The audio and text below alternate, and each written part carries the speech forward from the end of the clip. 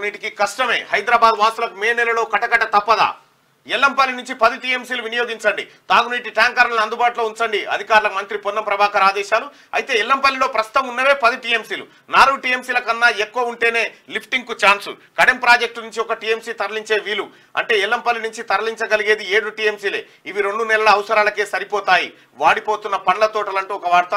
నల్గొండ జిల్లాలో అడుగంటిన భూగర్భ జలాలు, పంట నష్టం 180 కోట్ల దాకా. బోర్లు తవ్విస్తున్నా చుక్క నీరు లేదు. చెరువులు నింపితే భూగర్భ జలాలు పైకొస్తాయనే ఆశ. సర్కార్ చొరవ చూపాలని రైతులు వినతి చేస్తా ఉన్నారు. వాస్తవానికి ఈ కరువు పాడుగాను ఈ ఏడాదే కేసీఆర్ ఉన్న రోజులేమో వానలు పడి ఆ కాళేశ్వరం నీళ్ళే అని చెప్పిడు, అవన్నీ అలా కలిపిడు గంగలు. కానీ ఇప్పుడు వాస్తవానికి ఓ రకంగా చెప్పాలంటే కేసీఆర్ కథ ఇప్పుడు బయటపడుతుంది అంతే. కేసీఆర్ కాళేశ్వరము ఎర్రటి ఎండాకాలంలో కూడా మత్తడి దుంకుతున్నాయని చెప్పిన బటవాయి మాటలు ఏవైతున్నాయో ఇక ఇప్పుడు బయటపడతా ఉన్నాయి కేసీఆర్.